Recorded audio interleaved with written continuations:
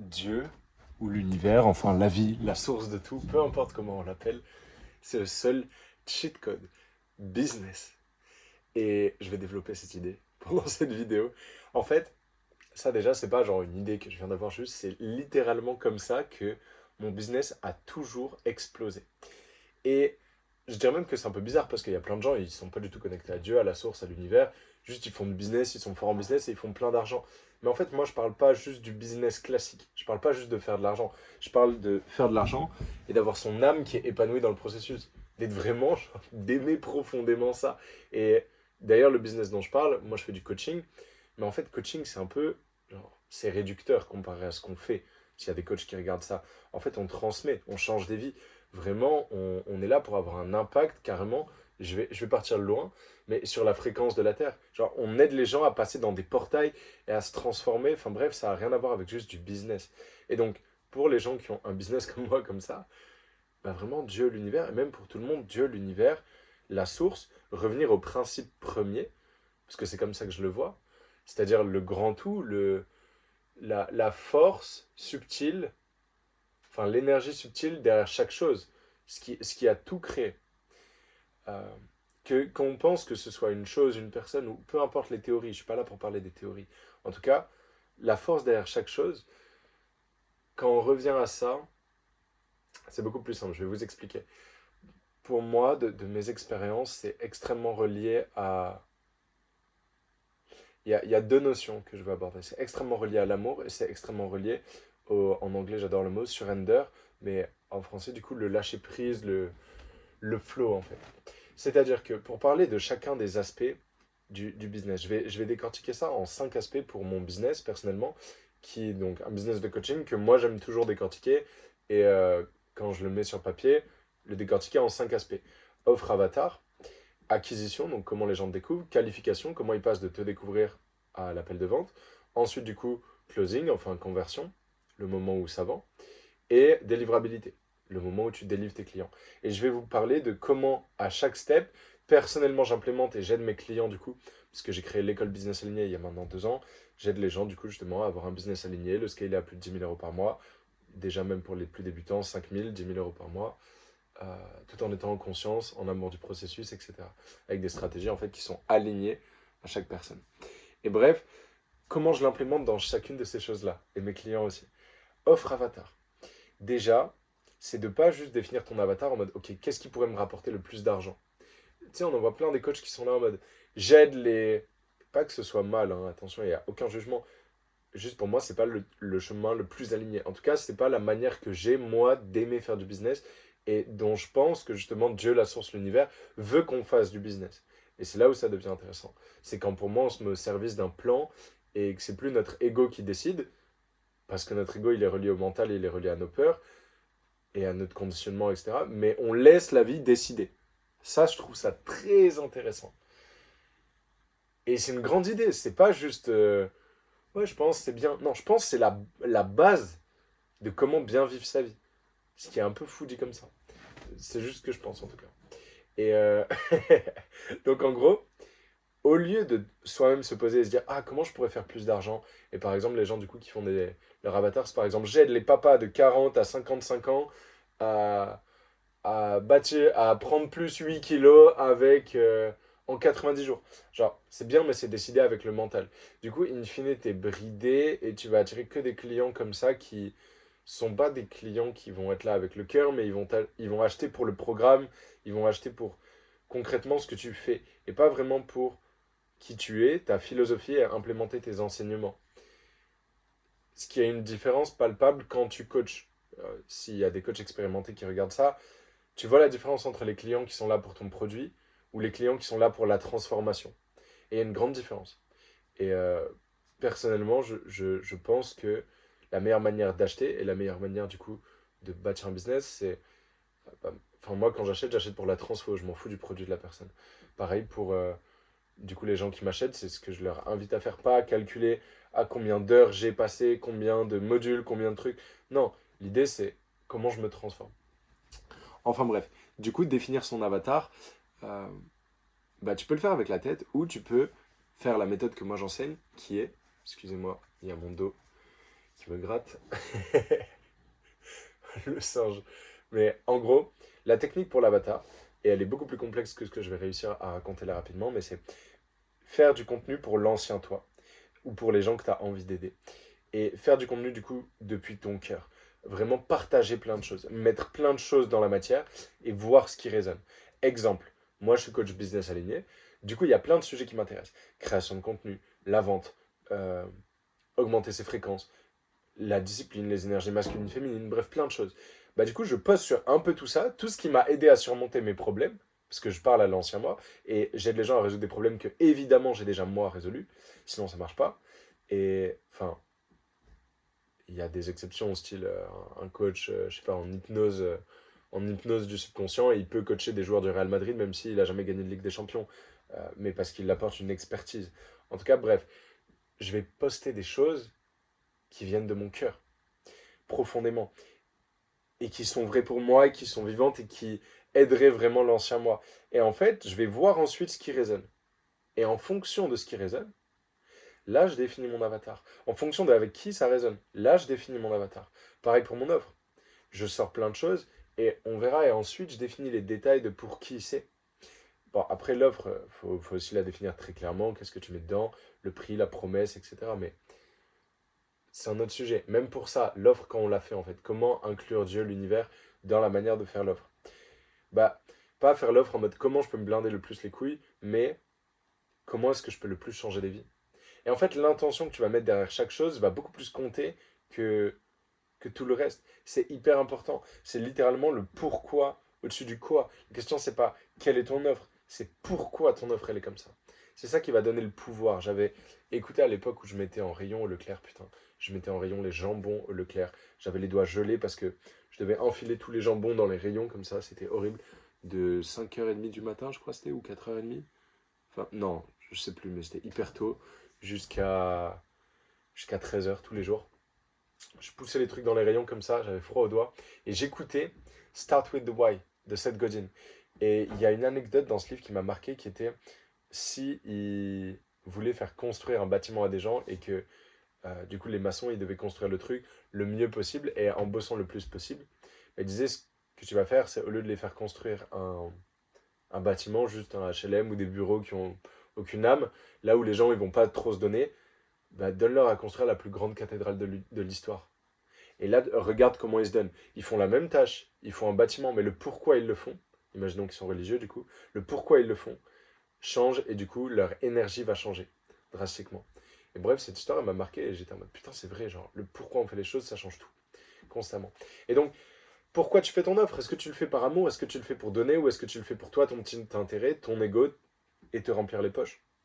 Et moi, j'ai fait l'erreur dans le passé, clairement. Je me positionne pas en mode je fais mon business moi comme un dieu. Non, non, j'ai fait l'erreur plein de fois. Et encore aujourd'hui, j'ai absolument pas la prétention de faire mon business que depuis cette énergie-là, mais j'y aspire. Et en fait, à chaque fois que j'ai été dans l'amour, à chaque fois que j'ai fait les choses par amour et avec vraiment une intention pure, d'aider, de donner et presque désintéressé, sans être stupide non plus. Ça veut pas dire je vais donner mon programme. Non. Mais pas je définis un prix pour me remplir les poches. Je définis le prix qui est juste, qui va engager le plus les personnes, qui va permettre qu'elles aient la plus grande transformation. Et que ce soit juste pour elles dans leur budget en général, leur situation, etc. Enfin bref, c'est pas tant au niveau du prix, c'est surtout au niveau de ce que tu vas mettre dans l'offre, par exemple. Et surtout, l'intention, j'y viendrai après, de comment tu délivres. Voilà pour Offre Avatar. Deuxième step, au niveau de l'acquisition. La plupart des créateurs de contenu font vraiment du contenu pour que ça performe et ça rate. Comment je le sais? L'an dernier, j'ai stagné pendant plus d'1 an sur Instagram, même sur YouTube, toutes mes vidéos faisaient moins de vues. Pourquoi? Parce que j'étais obsédé par le fait que ça doive marcher. Au lieu d'être obsédé par le fait de transmettre quelque chose qui m'a vraiment impacté et changé la vie. Là, l'intention que j'ai posée avant cette vidéo, c'est transmettre quelque chose qui peut vraiment créer un déclic. J'espère que là, je suis en train de te créer un déclic. J'espère que tu es en train de revoir le business d'une nouvelle manière et que tu es en train de te dire, putain, en fait, oui, en fait, je peux implémenter beaucoup plus les choses d'une manière presque divine et spirituelle au lieu de juste être bloqué dans ma tête et dans les schémas de business classiques, en fait. Donc, l'intention, ça change tout, quoi. Les gens la ressentent, les gens ressentent vraiment l'intention derrière la caméra, là tu peux ressentir, tu peux sentir mon énergie, tu peux sentir plein de choses. Et si tu le fais pas consciemment, tu le fais même inconsciemment. Et ça c'est plutôt fou. Et c'est pour ça aussi que ça fait peur de faire du contenu, genre là j'ai l'impression d'être tout nu presque. parce que déjà parce que je suis un débardeur, mais non mais tu mets ton subconscient, là en le disant, c'est drôle d'y penser, je mets mon subconscient dehors, genre là il y a quelqu'un que je connais pas qui me regarde. Là tu es en train de me regarder, coucou. Genre, c'est bizarre, mais bref, ça c'était le petit aparté. Mais du coup, il faut aller au-delà des peurs et être ok avec quitter et être ok avec du coup le fait de partager des choses, potentiellement être jugé, potentiellement que les gens aient des pensées sur toi, etc. Bref, ça, on en revient beaucoup à la propre sécurité interne que tu es capable de te donner. Mais encore une fois, voilà, du coup, là j'étais en train de partir en steak dans ma phrase, mais au final, on revient sur un principe divin. As within, so without. Si par exemple t'es pas en sécurité interne, bah du coup, so without, du coup tu vas avoir des peurs et tu pourras pas faire du contenu qui est vraiment authentique. Et donc tu pourras pas créer un vrai lien avec les gens. Pas que ce sera sans valeur, il n'y aura pas de vrai lien. Il n'y aura pas ce next level. Ce moment où vraiment c'est- tu crées une vraie marque en fait. C'est même plus du marketing, c'est même plus genre tu crées un lien authentique, honnête avec les gens. Il n'y a pas plus puissant. Moi je sais qu'il y a plein de gens, ils m'achètent, j'ai même pas d'objection dans mes appels de vente. Je fais des ventes à plus de 5 000, plus de 8 000, plus de 9 000. Des trucs de fou. Les gens, ils ont même pas d'objection. Pourquoi? Parce qu'ils me connaissent, parce qu'ils m'ont vu, ils savent qui je suis et ils ont ressenti mon énergie et ils voient la sincérité et l'authenticité. Enfin bref. Donc ça, encore une fois, principe divin, as within, so without, tout ce que tu te donnes à l'intérieur, du coup, bah, c'est le plus important, quoi. C'est pas du tout clair comment je l'ai partagé, mais bref. J'en reviens à l'acquisition. L'acquisition, il y a deux manières de faire, et moi j'ai stagné quand j'ai fait de l'acquisition pour que ça performe. Du coup, l'intention était très différente. Quand j'ai fait par amour, vraiment, c'est ça le principe de Dieu pour moi, là ça a marché. Et évidemment, dans cet amour, tu réfléchis à bien emballer le truc. Moi, mon titre, c'est pas. Je l'ai réfléchi pour qu'il fonctionne et qu'il touche les bonnes personnes quand même. Il faut quand même réfléchir. Mais même ça, de réfléchir à ce que ça performe, en fait, si tu as mis du contenu depuis ton cœur qui est vrai, qui est pas là pour mentir aux gens ou pour servir que tes intérêts, bien sûr, ça sert aussi tes intérêts. Mais si t'as pas fait ça que pour, en fait, c'est ton devoir même de packager bien les choses. Tu vois ce que je veux dire? C'est-à-dire que, évidemment, que quand j'ai une bonne info à donner, un conseil qui peut changer des vies, bah, c'est servir carrément Dieu que de réfléchir à comment bien l'emballer. Mais c'est ça la nuance. C'est, t'as un bon truc à donner et tu réfléchis à comment l'emballer. Mais la plupart des gens, ils ont rien ou quasiment rien à donner. Et ils passent tout leur temps sur l'emballage. Et ils pensent que c'est ça qui compte. Et en fait, après, ils s'étonnent, ça marche pas. Pourtant, ils ont fait les meilleurs titres de vidéos. Ils ont fait les meilleurs. Il y a tout qui est bien, mais il n'y a pas le fond. Et il n'y a pas l'intention. Donc, ouais, vraiment partager depuis ce haut état, quoi. Et être drastiquement honnête et sincère aussi. Ça, c'est un truc dans le monde du coaching qui a. Pas toujours, il y a beaucoup de gens qui sont opportunistes et qui veulent aider les gens à résoudre des choses que eux-mêmes n'ont pas fait, quoi. Et du coup, ça dessert complètement tous les vrais coachs, tous les gens qui ont des vraies compétences, qui ont vraiment appris ce qu'ils font. Et ouais, c'est dommage. Et qu'est-ce que je peux dire d'autre au niveau de l'acquisition? Euh, Attendez, prenez une respiration là. Enfin, prends une respiration, pose-toi. Qu'est-ce que je peux dire d'autre? Utiliser Dieu dans l'acquisition. Oui, utiliser Dieu dans l'acquisition, en quelque sorte, c'est pas réfléchir à la meilleure stratégie de contenu, c'est voir ce qui veut passer à travers toi. Voir. euh, Moi, par exemple, je sais que je suis fait pour faire des vidéos beaucoup plus authentiques, beaucoup plus honnêtes comme ça, et crues, out of the blue, que. Out of the blue, en anglais, je connais pas l'expression avant, ça veut dire qui sortent de nulle part un petit peu. Euh, Plutôt que des trucs très scriptés, très montés, très détaillés. Je veux dire, je sais faire ça, mais c'est un effort pour moi. Là où ça vient juste en flow dans ce type de vidéo, et c'est là où j'ai les meilleurs retours. Donc, d'ailleurs, il y a deux personnes qui ont booké des appels de vente avec moi, enfin des appels pour voir si l'accompagnement leur correspondait. C'est pas un appel de vente d'ailleurs, c'est un appel de connexion. Juste dans le lien en description là, je fais ma pub, hein. Vu que je sais que ce que je propose c'est incroyable, je me permets. euh, Juste parce que j'ai fait des vidéos YouTube comme ça, hyper authentiques, hyper honnêtes. De personnes qui ont booké d'école. Donc hyper simple. Alors que ça ne le faisait pas quand je faisais des vidéos qui étaient hyper travaillées, hyper montées, hyper réfléchies. Donc voilà, très intéressant comme stat. Mais bref, laissez passer la vie à travers soi parce que c'est elle qui va te donner ta direction dans ta création de contenu. La vie va elle-même t'indiquer le chemin, en fait. à force que tu crées, à force que tu mettes des choses dehors, tu vas voir ce qui résonne plus avec toi et tu vas suivre tes envies. Moi, je sais que la meilleure vidéo que j'ai fait, c'est des vidéos que Dieu m'a demandé de faire, que l'univers m'a demandé de faire. C'est pas moi qui me suis posé quelle vidéo je peux faire. C'est vraiment qu'est-ce qui brûle en moi, ok, je le transmets, ok, je le fais. Et c'est toujours comme ça que les choses ont bien marché pour moi. Voilà au niveau de l'acquisition. Je vais aller un peu plus vite sur les trois derniers points. Au niveau de la qualification, du coup, le troisième point, ce que les gens appellent le setting, la prospection, etc. En fait, euh, bah, ça marche pas pour 99% des gens parce que ils sont pas authentiques, ils sont pas naturels. Vraiment, ils sont juste en train d'essayer de closer le gars et ça se sent du côté du gars et c'est pas du tout naturel, c'est pas du tout amical, c'est pas du tout humain. Il y a une barrière entrepreneur potentiel client, il n'y a pas de blague, il n'y a pas d'humour. On voit en fait qu'il y a du mental qui a envie d'emmener dans une certaine direction. Les questions, elles sont. C'est quoi le mot? Ah, j'avais un mot. Genre. Un mot genre embriloqué ou interloqué, un truc comme ça. Avec loqué dedans. Bref, les questions, elles sont posées de manière vraiment sournoise presque en fait pour amener la personne dans un appel de vente.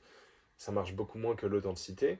Et une authenticité, par contre, qui challenge, une authenticité qui est capable de poser les bonnes questions.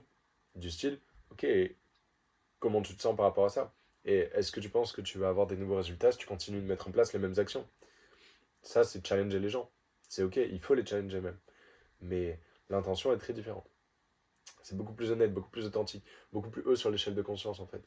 Parce que Dieu aussi, l'univers, on pourrait l'associer à la plus haute fréquence, la plus haute vibration. Et, euh, et voilà, la fréquence du coup la plus alignée à, à, du coup Dieu en quelque sorte. Euh, Ça voulait un peu rien dire cette dernière phrase. Enfin bref. Du coup, au niveau de la vente, pareil. Comment faire en sorte de laisser Dieu, la vie, l'univers faire la chose bien? Ça va être d'être là avec amour et d'être là avec la bonne intention dans l'appel. La plupart des gens, comme pour la prospection, ils arrivent dans les appels de vente pour gagner eux de l'argent. Peu importe ce qui est le mieux pour le prospect. Et ils vont pas, du coup, agir pour l'intérêt du prospect. Moi, quand j'arrive dans un appel, j'aide le prospect, du coup, à prendre la meilleure décision pour lui. Et si ça doit être de ne pas closer, je ne close pas. Si ça doit être de l'écouter, faire preuve d'empathie, m'adapter, je le fais. Si ça doit être par contre de le challenger, lui rentrer dedans et vraiment utiliser des techniques pour lui vendre, parce que je sais que du coup, c'est ce qui va lui permettre de prendre la décision la plus alignée à lui et la plus haute en vibration et la plus dans l'amour et la plus décorrélée de ses peurs et de ses anciens schémas limitants, alors c'est mon devoir de lui vendre. Mais du coup, c'est par amour. C'est-à-dire que moi, par exemple, la dernière fois, il y a un de mes nouveaux clients, la Baptiste, il y a, je sais pas, 10 jours, un truc comme ça, un peu plus, 2 semaines maintenant. Baptiste, il allait rester dans ses peurs et tout, il me disait, ah, je vais réfléchir, ah, je prendrai la décision plus tard, ah, je te rejoins peut-être dans 6 mois et tout. Mais du coup, je lui ai rentré dedans, mais en authenticité complète. Je lui dis, écoute, là, je te rentre dedans parce que je sens que tu es en train d'aller vers tes peurs. Je sens que je sens que tu es en train d'aller vers le confort. Et en fait, ça, c'est de l'amour. Le challenge, c'est la plus grande preuve d'amour qu'on peut avoir envers quelqu'un. C'est comme si on a un proche, par exemple, qui est en obésité morbide, imaginons, bah, de lui dire, hey, je t'aime de tout mon cœur. Mais là, il faut que tu prennes soin de ta santé. Ça peut plus durer. Là, tu es vraiment obèse. Ça va plus. Alors, je dis pas que c'est les mots à utiliser. Sûrement qu'il faut beaucoup plus de douceur, de tact. Mais en fait, d'aller challenger la personne sur ça et d'aller ouais, lui dire les choses, de ne pas contourner le problème par peur de comment elle pourrait nous juger. C'est surtout ça dans un appel de vente notamment. Bah, c'est la plus grande preuve d'amour en fait. Plutôt que quand on voit que quelqu'un reste dans ses peurs, ne pas aller appuyer, ne pas aller lui dire, ne pas aller quitte à passer pour un vendeur. En fait, moi je m'en bats les steaks de passer pour un vendeur. Parce que je sais qui je suis et je sais pourquoi je fais la chose et je sais que je le fais pour aider la personne en fait.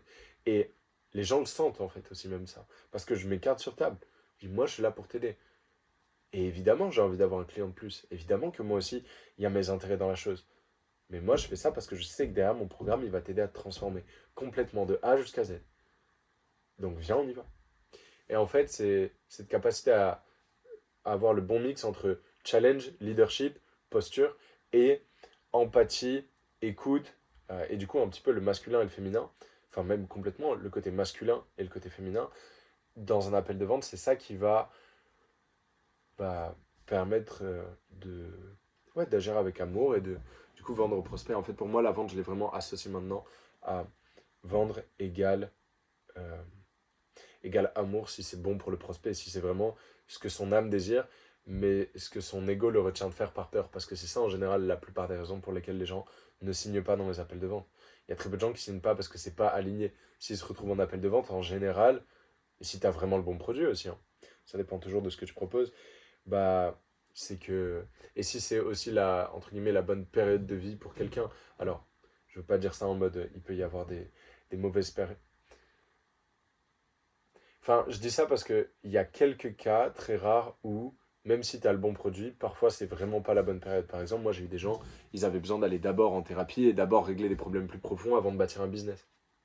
Et bah, oui, je peux l'aider à faire un business maintenant, mais c'est pas la prio du tout pour certains. Mais c'est rare. C'est vraiment très rare ces cas-là. Enfin, la délivrabilité. La délivrabilité, c'est vraiment bah, pareil au niveau, et du coup même dans la vente, hein, au niveau du lâcher-prise, c'est arrêter de tout scripter. Parce que du coup, il y a amour et lâcher-prise, les deux notions que, en tout cas dans cette vidéo, j'ai envie d'introduire sur ce sujet.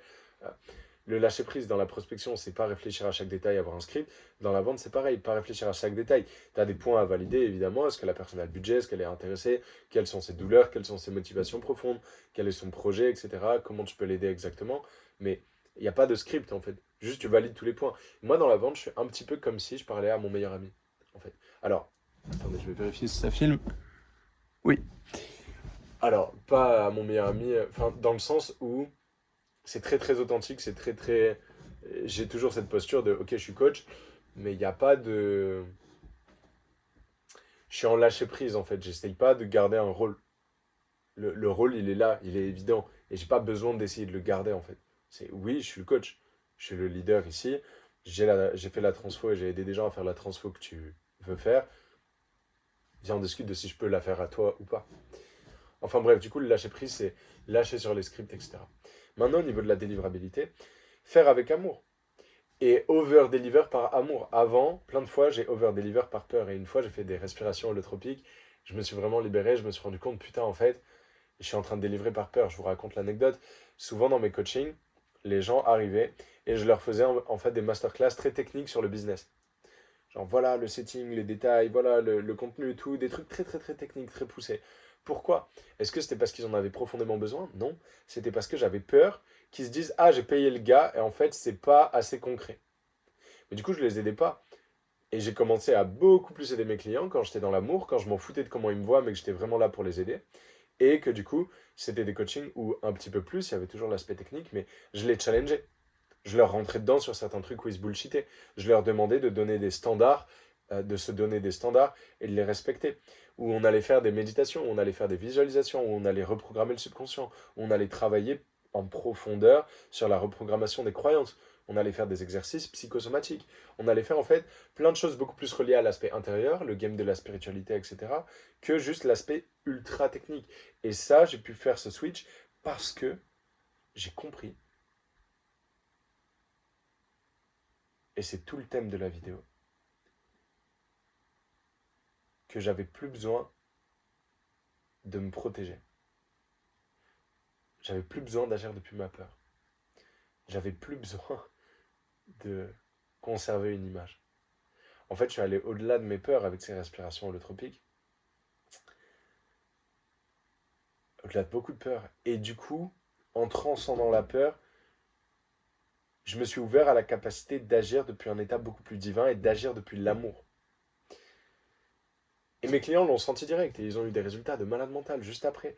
Parce que j'étais, quand je délivrais, là pour eux. Plus dans ma tête et sur comment je devrais délivrer. Dans mon cœur et dans je me mets au service. Et c'est ça, le putain de shift que tu dois faire si tu veux que ton business, il y ait tout qui flotte à l'intérieur. Moi, c'est ce que j'ai fait, c'est ce qui a changé ma vie. Et en fait, du coup la conclusion de ça, ok Yann, comment je me rapproche plus souvent au quotidien de cet état-là? Détruis l'ancien. Littéralement, il n'y a pas de printemps sans automne. Si les feuilles, elles tombent pas, elles vont pas repousser. C'est-à-dire que toi comme moi, on a agi depuis hyper longtemps, depuis notre ego, depuis nos schémas limitants, depuis qui on pensait être notre propre matrice intérieure. Et tant qu'on agit dans cette matrice-là, du coup, on ne laisse pas Dieu passer à travers nous. On ne laisse pas la vie s'exprimer à travers nous, parce qu'on a toujours nos peurs, nos filtres, nos croyances limitantes, et donc on ne laisse pas le flow être. Et il y a clairement une forme de contrôle sur les choses. Et pas de lâcher prise complet. Et l'amour qui demande qu'à s'expandre, bah, on le limite parce que on est conditionné, on a des croyances par rapport à ça, on a des peurs, on a plein de peurs. Et oui. Et donc, c'est aller voir tout ça. Et voilà, j'ai fait plein de vidéos, moi, sur cette chaîne YouTube qui expliquent ça. Donc, si ça te parle, si tu veux aller plus loin, va checker. J'en ai fait une récemment, là, il y a 2 jours. Je crois que ça s'appelle. Comment je l'ai appelé la vidéo? Un truc du style. Il y a le mot fréquence dedans, je crois. Mais en tout cas, je fais plein de vidéos sur tout ça. Et voilà, le chemin, vraiment, pour moi, c'est très très clair en business. Tout part de l'intérieur. Tout part de notre capacité à laisser passer la vie à travers nous, à laisser passer Dieu à travers nous. C'est l'essence de ma philosophie business alignée. Et je suis très heureux d'avoir partagé ça avec toi aujourd'hui. Très très content. Il y a plein de liens en description si tu veux qu'on bosse ensemble. Je mords pas, tu peux réserver. Et voilà, plein de liens. Va voir, j'ai fait des films, j'ai fait des trucs de fou. Tu vas voir les liens, tu vas halluciner. Allez, belle soirée à tous.